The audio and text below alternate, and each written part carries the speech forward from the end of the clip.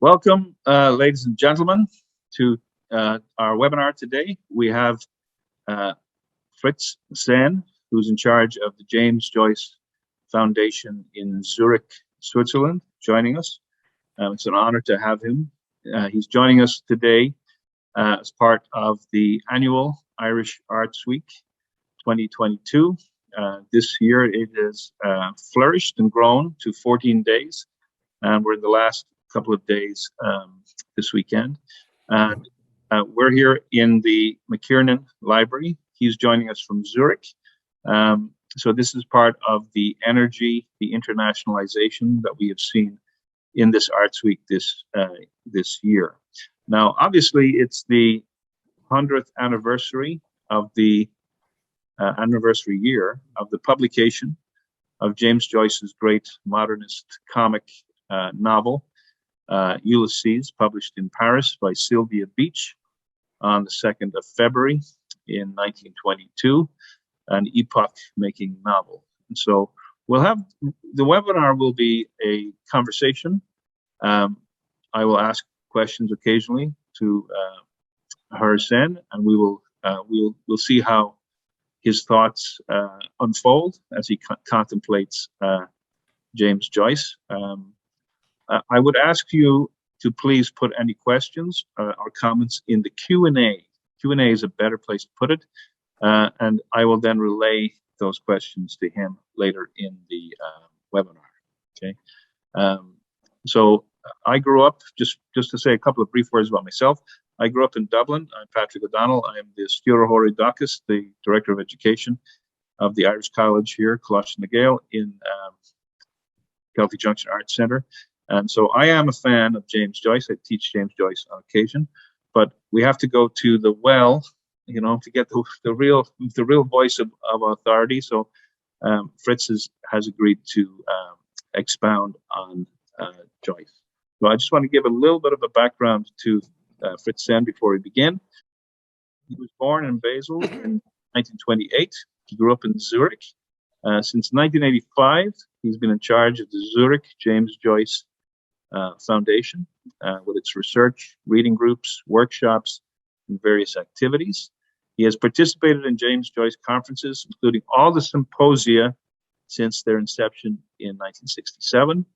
He has been a visiting professor at the State University of New York at Buffalo, Indiana University, Ohio, University of Hawaii, University of Delaware, and has also connections with the Zurich University, where he presents regular introductory courses in Ulysses.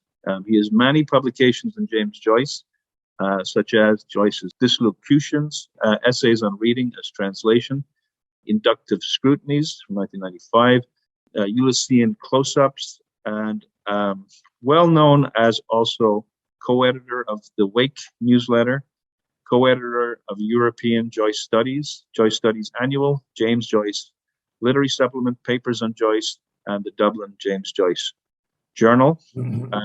Also known for his book on being a devotee to James Joyce, Murmurs, Joycean Murmurs. So welcome, Fritz. Thank you very much for joining us. So let's just begin with your relationship with James Joyce. How did he first become of interest to you? Why don't we start there? Thank you. Well, in my case, it just happened. Of course, I grew up in Switzerland. My English is acquired in school. I have no idea of Ireland or anything like that. But I remember in my university days, our professor was the last one who had interviewed Joyce a few weeks before his death in Zurich.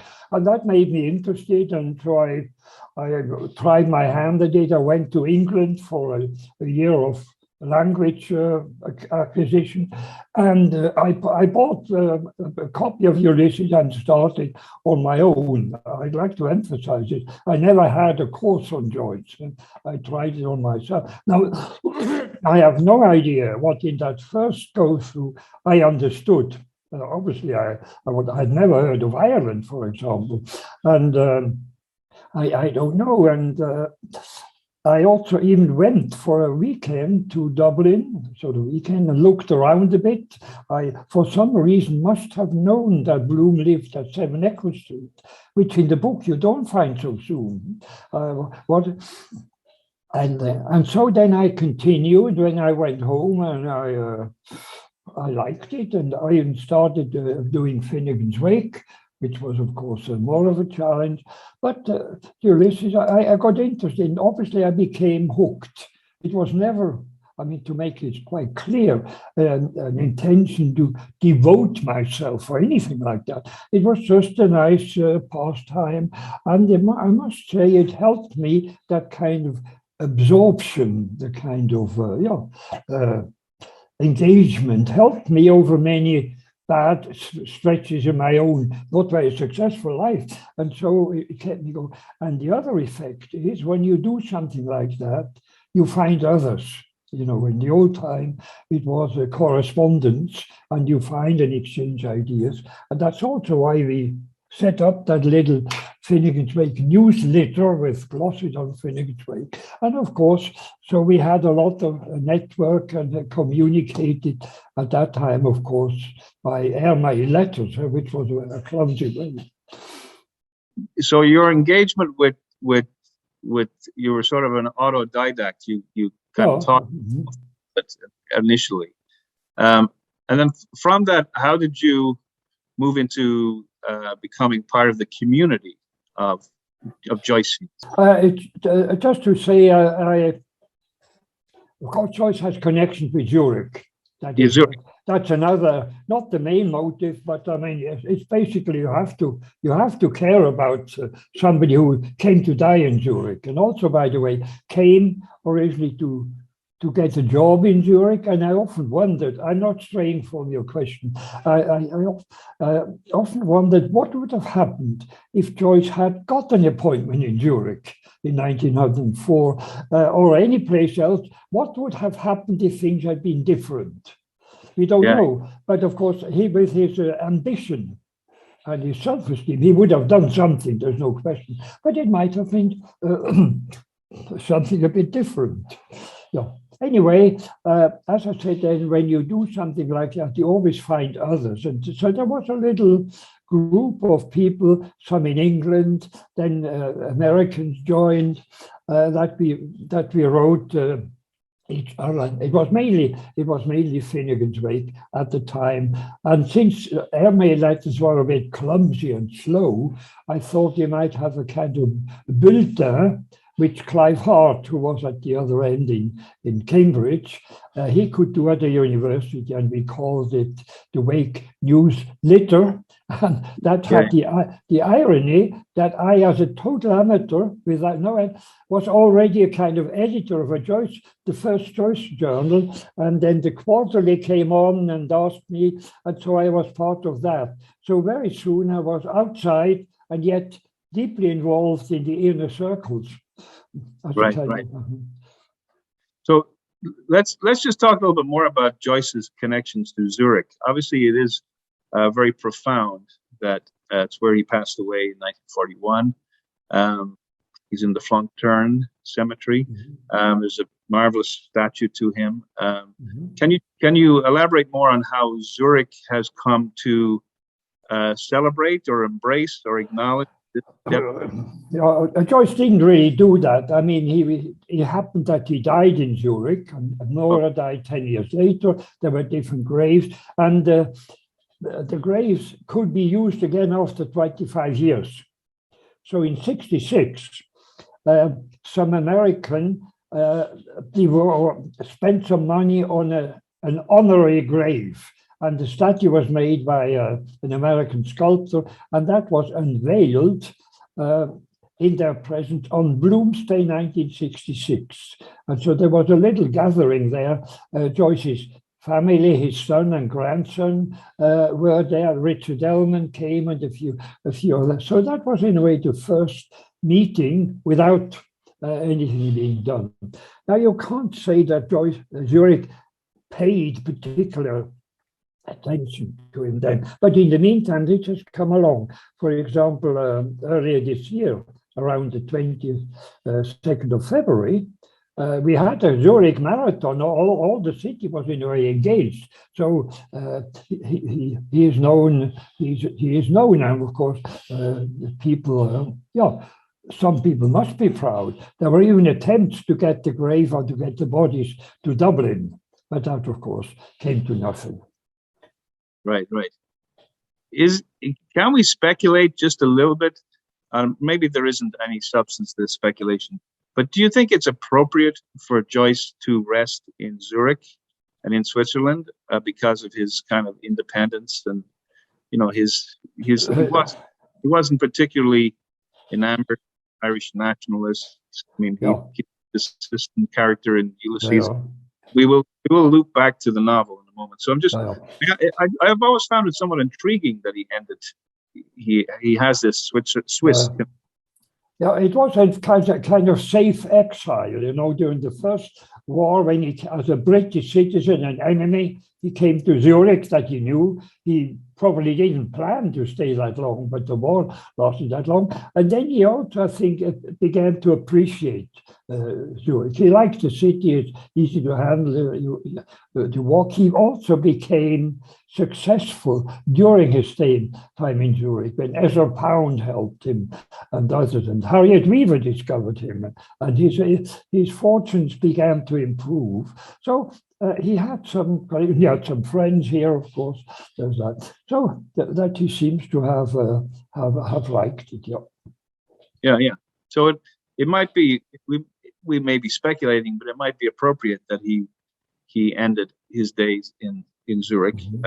All right. Well, perhaps we'll loop back to the novel. So, and again, I think in the same way that more and more attention has been placed on James Joyce, more and more attention has, of course, come to Ulysses and also Finnegans Wake. I do want to talk a little bit about Finnegans Wake towards the end of our conversation. Mm-hmm. But how do you today frame the importance of Ulysses? I mean, there's a lot of different. It's very strange, especially this year. I mean, it's very rare that the book has a birthday. Yes. I mean, all books have a birthday, but nobody knows. And this is something special. And it was, I think it was a special and a different book, and it was planned that way. Joyce wasn't hiding his light under a bushel. And it came in a spectacular way, expensive. There was a lot of fanfares. It's not often that such a fuss is being made about 1,000 copies that were too expensive to read, by the way. And I don't really know how the first, who dished out quite a number of money, whether they were even opening the book, because it may have fallen apart. At the same time, it became famous overnight and scandalous. And Joyce helped it, of course. And I think it was conceived as a book that should shock. I remember a friend of Joyce's, Carola Gideon Welker, who knew him. She said for her, it came like a thunderstorm. It was really an event. It wasn't just another publication or something like that. And it obviously shocked people. And I think these early negative reviews, they were right. I mean, they had that impact.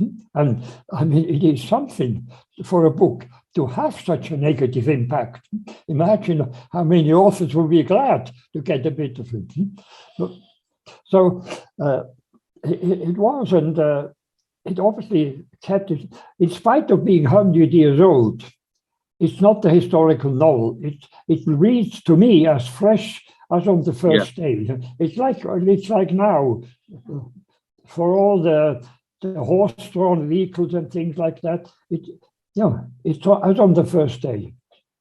Yeah. So one of the comments that's I agree with you completely that the shock of the new Ezra Pound's great description of that kind of the modernist spirit is very much exemplified by Joyce's novel. It still has that shocking, not scandalous perhaps, but a sort of a shocking energy, originality, a kind of when you read Ulysses, it still has an electrifying kind of an effect on you. You're still kind of somewhat amazed by his command of language. It's sometimes said that the main.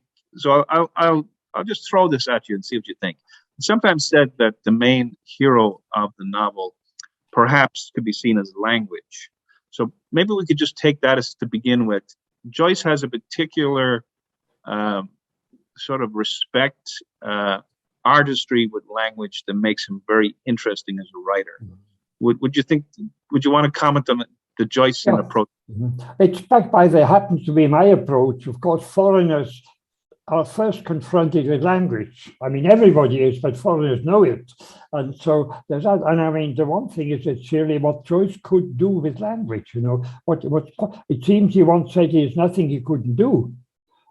That's exaggerated, but there was a lot of things he could do and nobody else could do. And it's quite amazing. I looked at, tried to find out what made the book so different. Just imagine in a novel, which is usually prose, how many lyrical passages there are, how many passages are there where language comes close to what it says, how many ugly, unpleasant things come, the reality of death and all of that. And then again, these lyrical passages. And it just occurred to me how many composite adjectives Joyce had. Bird sweet cries, rot, snot green, and all of that, and they even unhyphened, and quite a lot of them. You don't find this in prose normally. I mean, often language draws attention to itself. That has been used as a negative criticism, but it's true. And it seems to me that whenever something moves into our attention, when we read it silently or when it's read, each phrase comes to its own. Each run of language has all the splendor, the neon around it. And that's something quite. Joyce is eminently quotable. All of us remember a few lines. I couldn't. Yeah, the Joyce's background as a musician, so he could have had a career. You speculated on the career he might have had in Zurich, but as a young man, he could have had a career as a tenor, and was an accomplished singer. So there is a musicality, surely, to. Yeah. And you know what? The one thing I want to say, the book immediately slows us down. I don't think anyone reads through it quickly and finishes at 5 o'clock next morning. If you don't slow down and look at it and appreciate, you probably don't get very far. Right. And why do you think he is slowing us down? What's he trying to say about time and how we live and our attention, our lack of attention? Why is he slowing us down so much, would you say? I don't really know. I never feel confident enough to say something about what Joyce had in mind, what he wanted, apart from the fact that he could have changed what he wanted, or he didn't even know what he wanted sometimes. That can also be true. But I think one thing, and here I take up what Elman said, Joyce didn't need a spectacular. There's in the whole Ulysses, nothing great that happens that you would remember. Nothing that would hit headlines in the newspaper next day. And I think Joyce was also a challenge. You see, I don't need this. I don't need a murder story. There's no extraordinary, beautiful woman in the book, for example, which most all these things thrown at the readers. That's not. It's the ordinary thing in an ordinary person who is not even very, very gifted and things like that. That's in the center, and that is enough. After all, it was probably the first limited scope that the whole long novel, if it's a novel, limits itself to less than 24 hours. And very narrow. I think most authors would have, there isn't enough in an ordinary day. And so the Bloomsday becomes the most ordinary and the most extraordinary day. After all, Joyce invented a date in the calendar. Right. And he published it on his birthday, of course, February 2nd. Of course, there was that too, yeah. Yeah. So I mean, Joyce is very innovative in rendering an ordinary day extraordinary without any extraordinary events. So it's kind of a whole series, perhaps, of literary experiments that make the reader kind of reflect on what is the relationship to a novel, to prose, to literature. So you're in a kind of a self-reflective kind of an echo chamber as to what do you think literature should do? What is your mind doing? What is time doing? And that's kind of that playful quality. I remember Yeats described Joyce as like a big playful tiger. You know, he had this that playful. Can you talk about that sense of play, that sense of comic energy in Joyce? Yeah, obviously, language was something Joyce could play with, and it was his element. And by the way, I don't think Joyce knew beforehand what he was going to do, because every book went out of hand in some way. You know, the Dubliners, with the delays and the addition of the dead, had quite a different dimension now. The Stephen Hero, that kind of a bit diffuse thing, was trimmed to a portrait, which is in a way the first thing of something new. The opening of a portrait is something entirely new. And you can do a lot. And I think in Ulysses, Joyce didn't know. He might have thought it would be the same type of thing. And he did something completely different in Sirens, for example, where actually the musical comes up. Even Ezra Pound was shocked and said, "Come along there, come back to reality," and all of that. And and that everything would become a different approach, a different style. And you could even think that 7 different authors were writing on it. So that was something new, and I think it happened in the workshop. As Joyce moved, it became more complicated, more adventurous, more fantastic often. And I think there were the Odyssey, at least does this, that each adventure is a different set of rules, and that was, you know, was something new, that it isn't a universe. It is Ulysses. I would like to. Is not a text, because the text is woven. And when I see here a picture of a lady with this art, I can guess what the back of the dress must be, because it's woven. Everything is different. But in Joyce, not everything is different. Everything has a different texture and things like that. And notably so. Yeah, he seems to have started to compete against himself as he wrote each further episode. So that he wants to continuously break the expectations of the reader and push himself to, and ultimately this will lead to Finnegans Wake, which we'll circle back to Finnegans Wake in terms of just that sense of constant experimentation. But let's take a moment to pause and think about Joyce's use of myth and Homer and the Odyssey. So that does give him a kind of a scaffold, surely, so that we're not lost in too much experimentation. Would you consider that to be fair? Yeah, I mean, not everybody likes the Homeric. By the way, I'm very allergic to the wrong word parallel. Yes, because there's nothing parallel. It's all kinds of things like that. And I wonder why. So first thing, it gave him a kind of blueprint. He could relate, look at something, maybe. And then I thought, Joyce was extremely ambitious, no question. And he wanted to do something new. And I think, but I can't prove it of Joyce. I think he must have realized that everything has been said before, and well said at that kind of thing. So there's nothing new. I always say, you can't invent a new plot. And Homer, you already have everything human there. Conflict, war, love, cheating.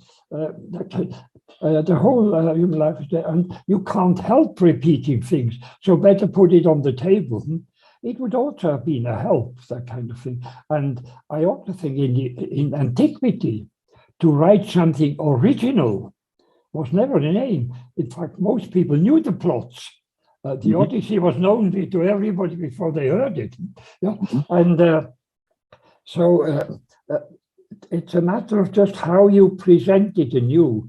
And there have been many, many attempts, and Joyce did something quite different, so different that you don't even need to know Ulysses.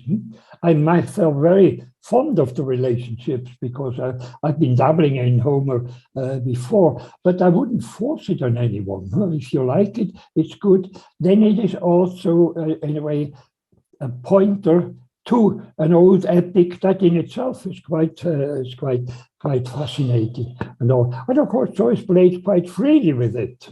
He had no obligation to do everything. For example, I would wonder, where are the Homeric gods that are so important in Homer? Maybe Joyce had it, something I haven't seen it. Right. Again, it's kind of like a scaffold, perhaps, or something, just a blueprint, as you say. Well, maybe we could talk about some of the characters. So there's three major characters. I think that's fair to say. We have Stephen, and then we have Leopold, and then Molly. So what are your thoughts on, so Stephen opens the book, right? We're in the Martello Tower. Of course we've had. Go ahead. Yeah. We had Stephen before. I mean, we know, it's interesting, when you start Ulysses, those who've read a portrait are familiar with Stephen. For the others, it's quite new. Yeah, so we get the growth of the mind, so to speak, of Stephen, a portrait of the artist as a young man. And then he's leaving Ireland at the end of that novel to forge the uncreated conscience of my race. And then he's back in Ireland with Buck Mulligan. What do you think of Stephen's character or his role in the novel? Well, in many ways, he is like Joyce, but also in other ways. For example, Stephen spends his money on treating journalists who are better off than here, but it never occurs to him to give some money to his poor daughter. And there was a bit of that in Joyce, who wasn't always very generous and things like that. And he was also touchy. He was easily offended. He didn't forget wrongs. And in many ways, what he does in book is paying back all debts. I think he does it. Go ahead. No, he doesn't do it in a moral way, but and of course Stephen is something else. Stephen doesn't try to make himself understood. Whatever Stephen says is slightly mysterious, and he doesn't try to explain. He doesn't care what he says to other people. He doesn't care when Bloom, who has been so good to him, to make himself understood. In fact, he almost provocatively says things that Stephen, often I, cannot follow. So there's that. I mean, he's quite ambivalent, and I think readers are quite different. You can fall in love with Stephen. I never did, but you can also be very, very skeptical. Yeah. He's a portrait, perhaps we could say, of our version, an alter ego of the younger Joyce. Very touchy, very brooding, but and he's not necessarily happy with the Dublin of 1904. Then we move on to probably the main character. I think we'd agree, Leopold. He is already the opposite. Naturally, he's got some education. He doesn't, and he's basically kind. He doesn't really hate anyone, and he tries. And his the handicap is he wants to tell things. He would like to hold forth and teach a little bit, but nobody listens. I mean, the best example is he likes to talk about metempsychosis, and he does it quite well.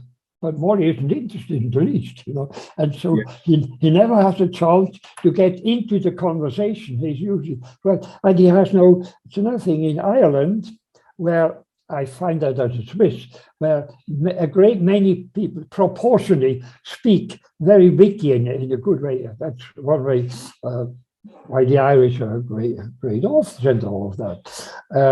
And he does not have this gift. When he opens his mouth, he's a bit boring. He talks about insurance, things nobody wants to know. He's not witty, that kind of thing. And so the cards are stacked against him. And yet he becomes, in a way, one of the most lovable characters, for all his faults. But he is a kind of he's a center of compassion and forgiveness and kindness, like you say. And so how does that connect with him having a Jewish component anyway? Yeah, Joyce, we now know, didn't know much about Irish Jews. He learned it in Tryst. I mean, there's something, Joyce obviously saw something. He saw xenophobia, anti-Semitism and its process. He saw that everywhere. And I think he was always in this open, that there's no such thing as a pure race, that was very much in the air, but also some Irish thought that there's nothing like that. And so he had a great sympathy with those. He also spent a great deal abroad where he was a foreigner, the other. And I think he had a great sympathy. He didn't even know how bad it would become after the anti-Semitism in Ulysses, compared to Hitler, is almost small or it's not. But Joyce knew it was the same thing. That was the source, and he put on something very important. And another thing that I think is important is hardly a narrative before Ulysses put also in how much things go wrong, how much we misunderstand it, how many errors we have, and things like that. And Dublin was, like every city, was full of rumor, and you can't really know. And also the book is open-ended. The book, we don't know what happens on the next. It's interesting to speculate. What happens when Bloom and Molly wake up in the same bed, upside down? They must say something. What do they say? Maybe a bit awkward, but it's not part of the book. Some people think they live happily ever after, or whatever it is. You don't know. It is not. Imagine how a Victorian novel would have been rounded off. Yeah. There is a couple that is going to be stale, and there's a third man there, and there's a daughter, and there's a young artist in a Victorian novel. Millie would have married Stephen, and they would have been happy or things like that. But we don't even think of that anymore. It's so different.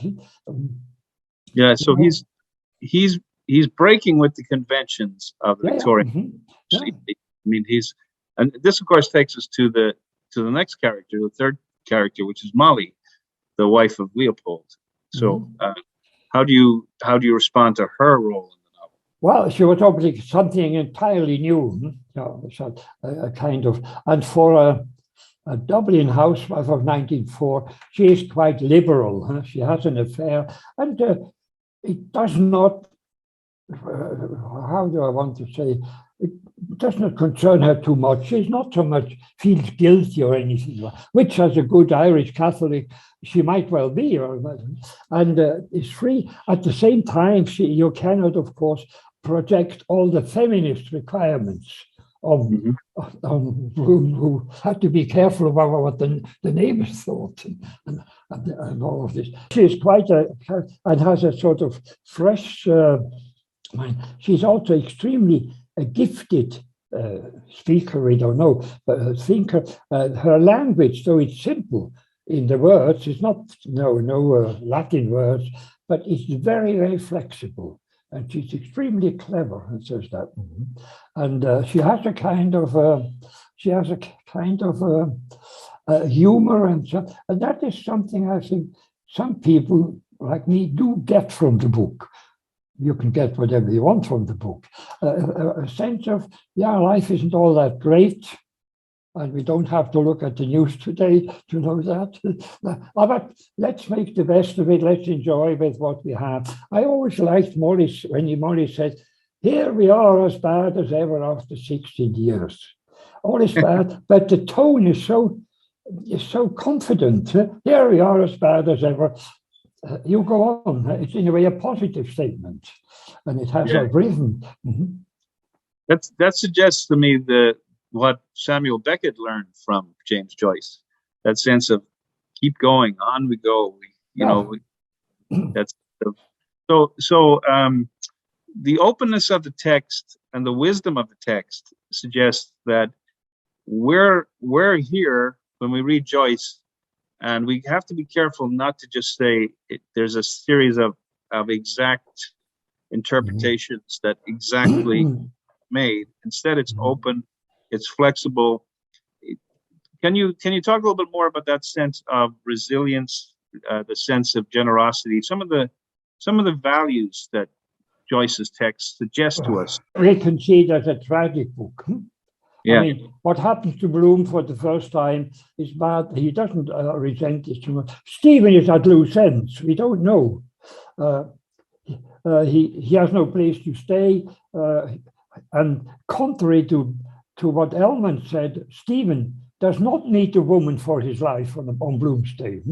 So I'm a bit careful about Bloom's Ulysses being a marriage ceremony and all of that. And it's at the same time, I think it's one of the funniest books. Mm-hmm. And I think we have to have some kind of humor and some irony. We can't take ourselves too seriously. Mm-hmm. So that is built into it. You can show how many pompous people how they speak and all of that, and he undercuts that. And there's many sentimental, but it never gets too clinging or whatever it is. There's something cheerful about something, positive. I mean, it ends with a sort of yes, which you cannot generalize into a universal jubilant yes, but there is something. Yes, I will. Yes, it's also look into the Zukunft, into the future. I will. Yeah. Mm-hmm. Yeah. I mean, it makes you tolerate the difficulties that life presents. If you read Joyce in an open-minded way, I agree completely with the tolerance, the cheerfulness, the relentless humor. I think that's correct. So the publication was 100 years ago. Would you like to comment as to how it was received and how it has grown as in stature as this masterpiece? And perhaps that sometimes can create difficulty when people actually picking up on those values of kindness, humor, resilience. Yeah. Well, I mean, the book had a special birth. It was, say, it wasn't modestly presented. And I mean, Joyce, in a way, wrote a book that misbehaved openly and clearly, and it's part of it. And it was successful. I mean, all these people who were shocked and insulted by the dirt, and they were right. But they were insulted. I mean, it affected them.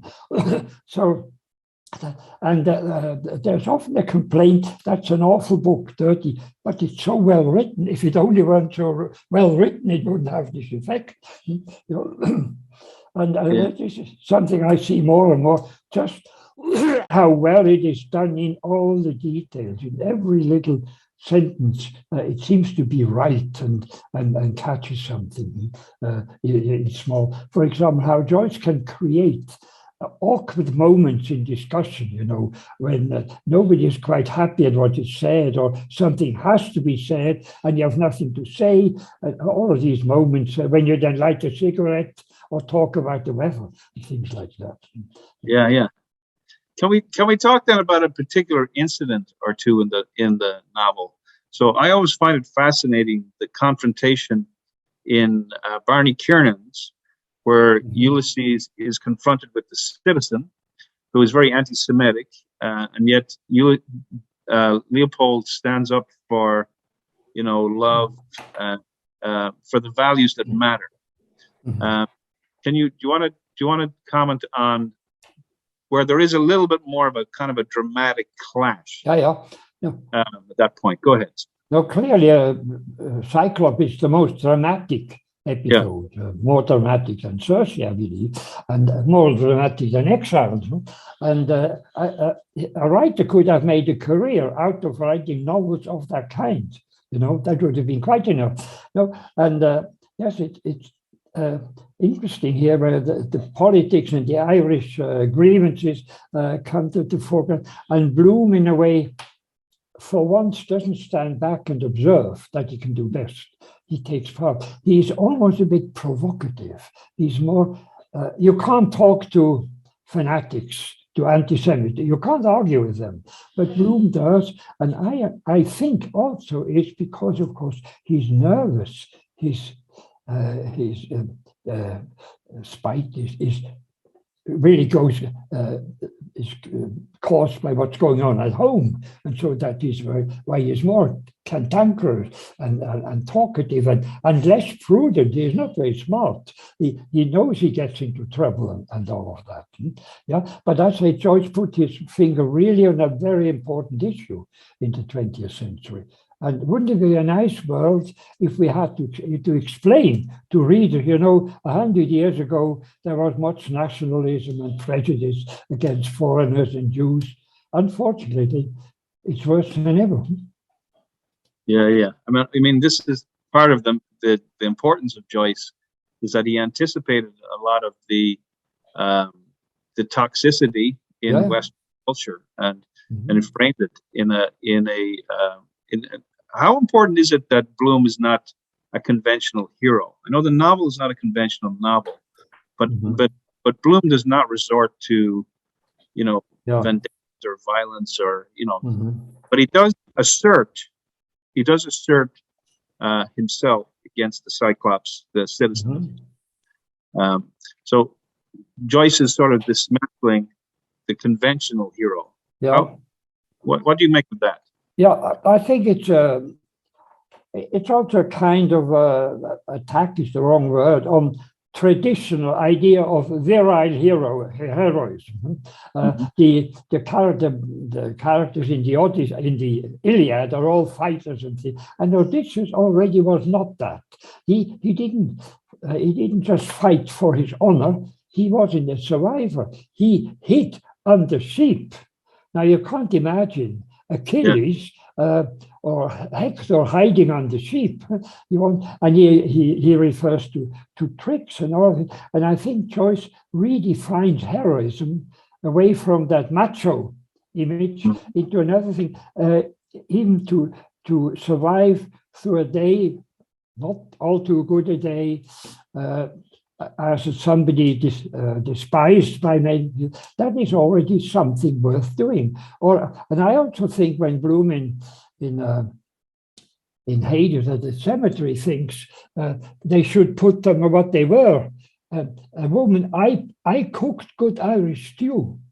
Now I think for a woman, for an Irish woman with 17 children to cook good Irish stew, that is heroism. That's a different kind of heroism, not the one with people who get monuments and statues.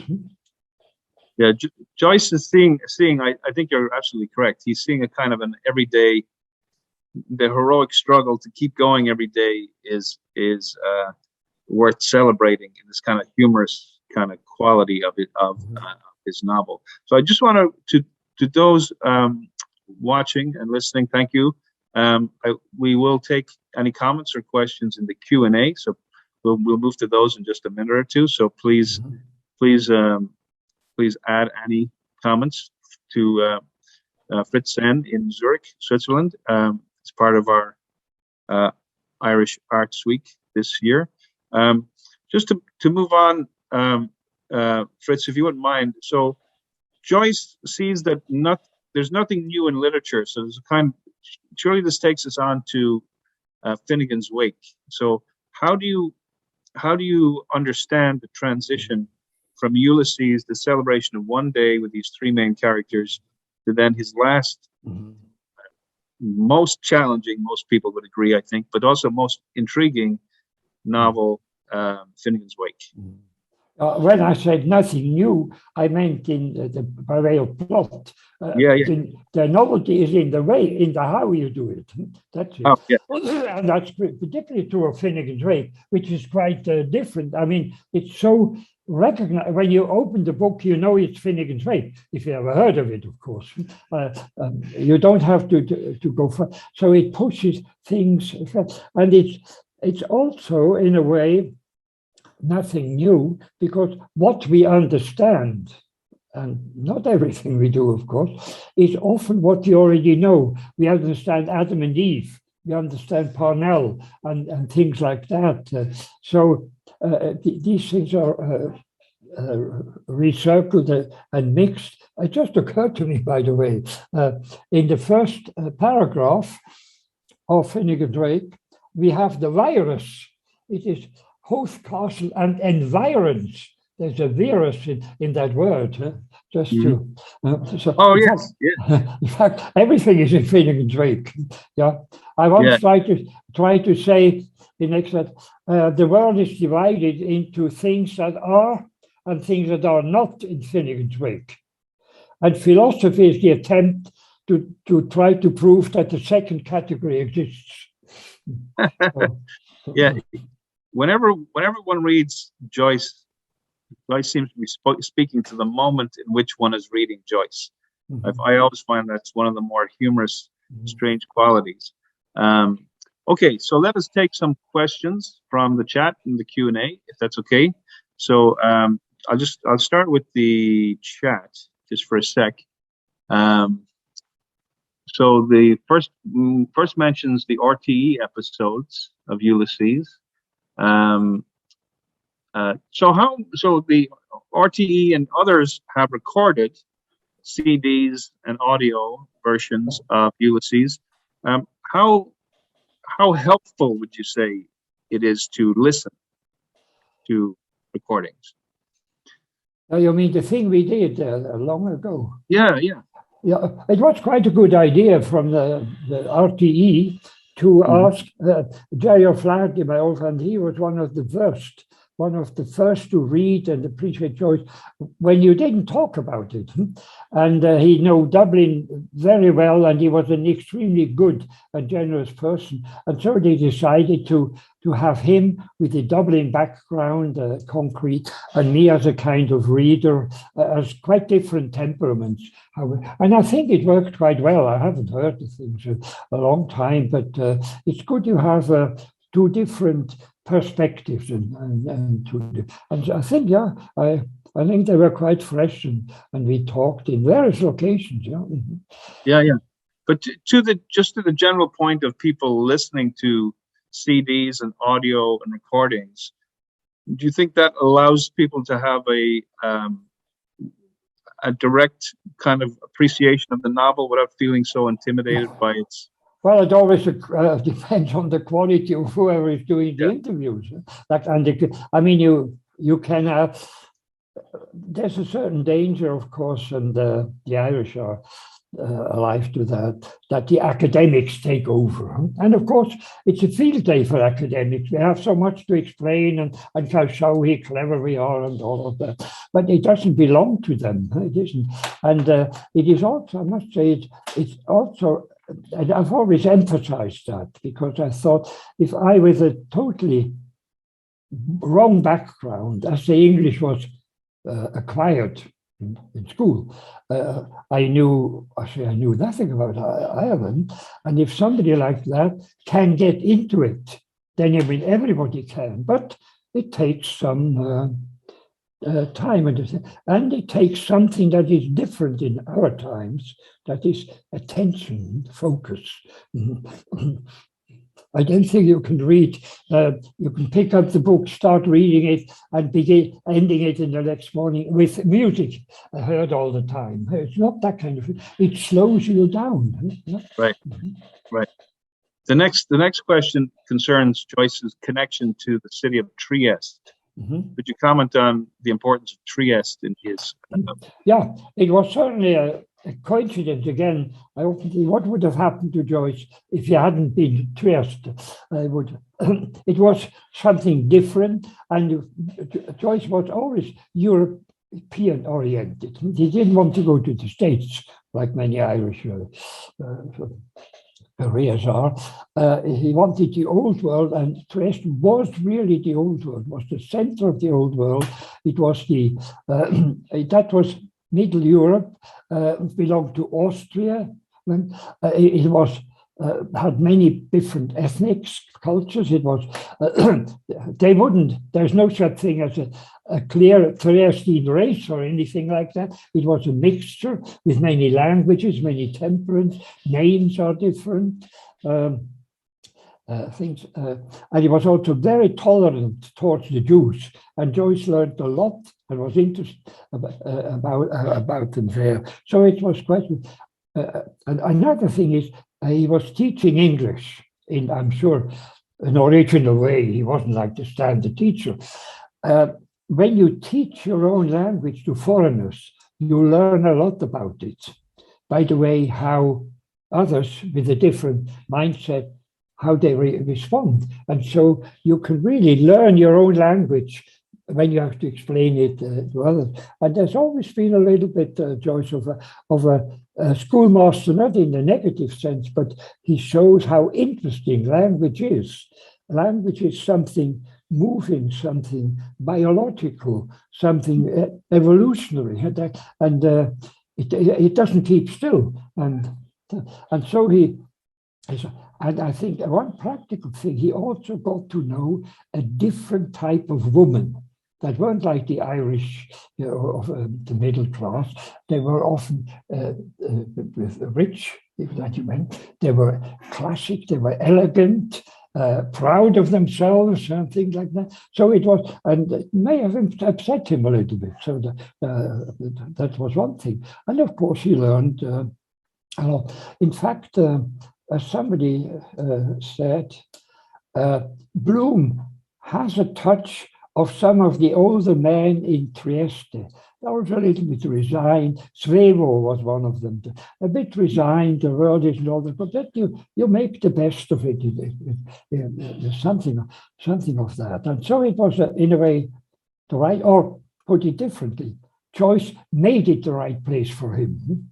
You know, he probably would have done that everywhere. Right. So the next question, Fritz, is who is the character of Buck Mulligan based on? Well, we know it's based on Oliver St. John Gogarty, and it's quite amazing, by the way. I mean, Gogarty and Joyce, they were once friends, and then they had a kind of strange relationship. And Gogarty spent, in a way, the rest of his life fending off the idea that he is a character in Ulysses, you know, and he had every right to be. In fact, I think Joyce was also jealous of Gogarty. Gogarty was the universal man, the all-round man. Gogarty was a surgeon, successful. He was a poet. He was an athlete. He was very good, and he is very, very witty. In fact, Joyce, in a way, exploited Fogarty. When you think the first difficult chapter of Ulysses is, in a way, kept alive and animated by Gogarty's wit. Mm-hmm. Yes, yeah. Is that so? No matter what you think of him, he is the usurper and all of that. But I think it is also a tribute to Ireland in people like Gogarty. Mm-hmm. Yeah, he's the more extroverted poet. Yeah. Mm-hmm. Nicholas is the more introverted, brooding poet. Yeah, it's an interesting dynamic. All right, let me move on to the Q&A. I have a question for you, Fritz. So, how long have you been doing the continuous readings of Ulysses and Finnegans Wake? How have they changed over the years? And this is from Tom's Cran, who was able to visit you several years ago, I believe, at your foundation center. Uh-huh. So can you talk about the continuous readings and perhaps how they have changed? Right? Yeah, I think most books, Finnegans Wake even more. Everything is more in Finnegans Wake, multiply. No, I think Joyce conceived the books to be read and reread, because once you're at the end of Ulysses, you're in a way capable of reading it again, and it becomes a different book. You know a lot of things, and it's another book. And all of it. By the way, I always thought, occurred to me fairly late, there's so much music in Joyce, and everybody who likes music doesn't listen to some only once. You say, oh, Beethoven's symphony, I've heard that once. I don't really. So exposing yourself again is part of the musicality of it. It should be like that. Unfortunately, we cannot read every author in this world all the time, but there's something like that. Yeah, and Finnegans Wake is different. Finnegans Wake, of course, is reluctant. It doesn't open itself easily. I remember I finished soon, and I thought, well, if we spend long enough time, we will find out. We will not find out. It is conceived, and a lot of it is different. So, as a scholar and or a glossarist or whatever it is, I have backed out the Finnegans. I like to read it and tell, but there's so many things I don't understand in the oral sense.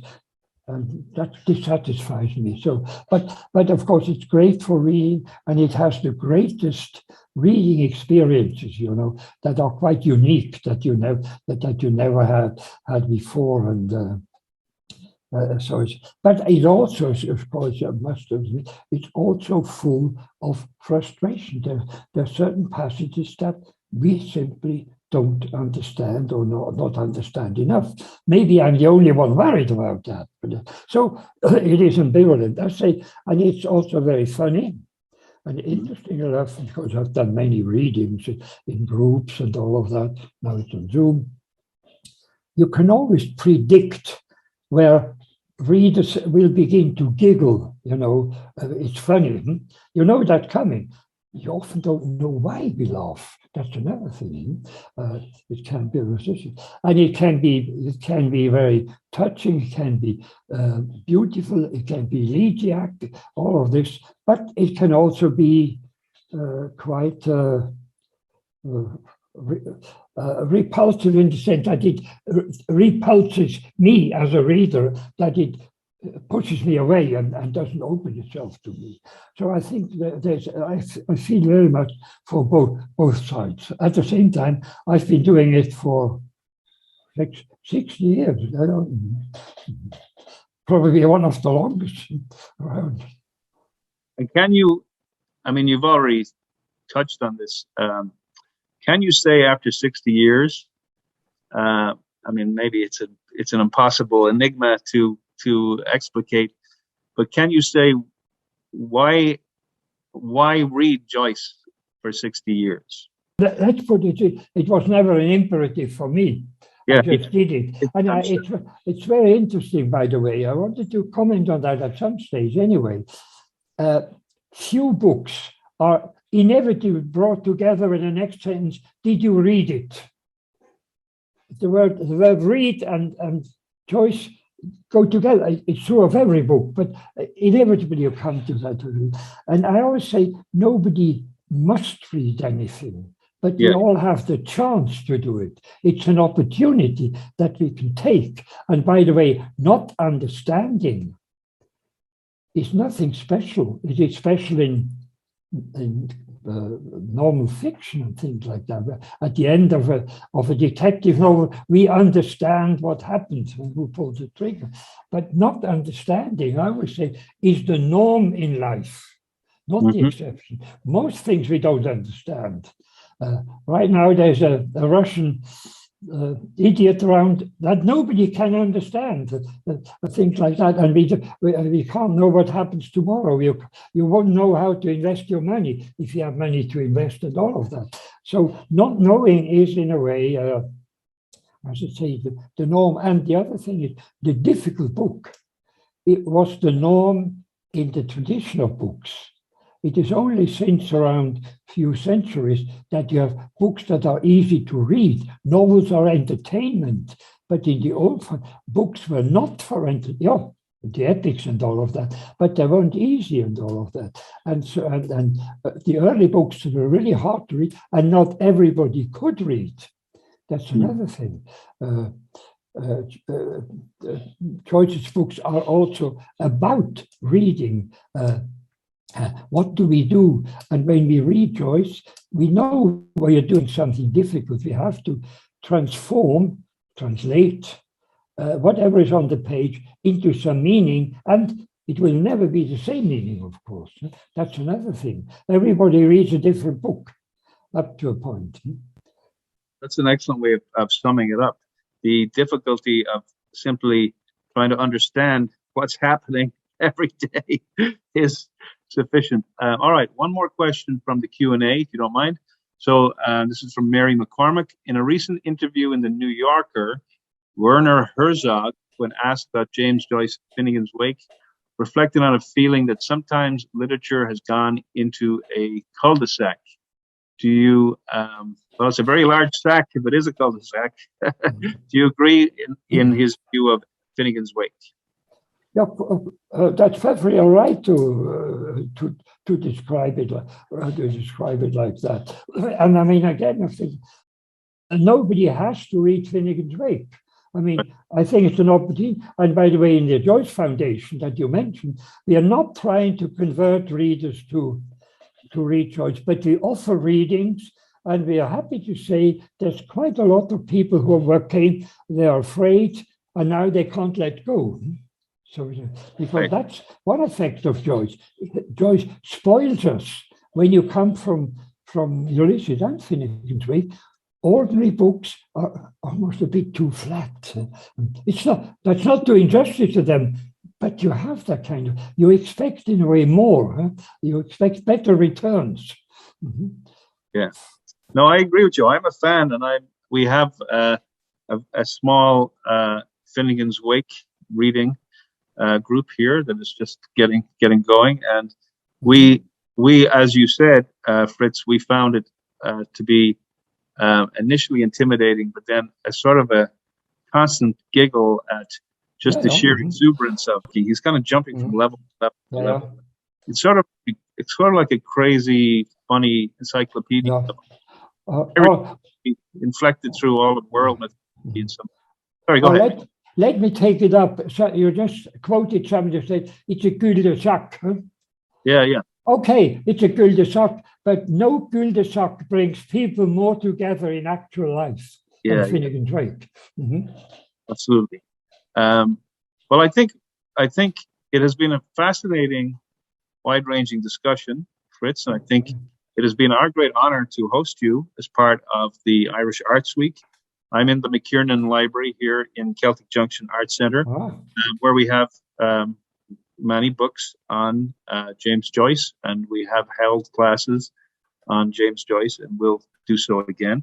So at this point, I would like to conclude with, that sense of affirmation, the sense of the yes, I will, yes, as Molly says, that sense of the opening of Joyce's last masterpiece, Finnegans Wake.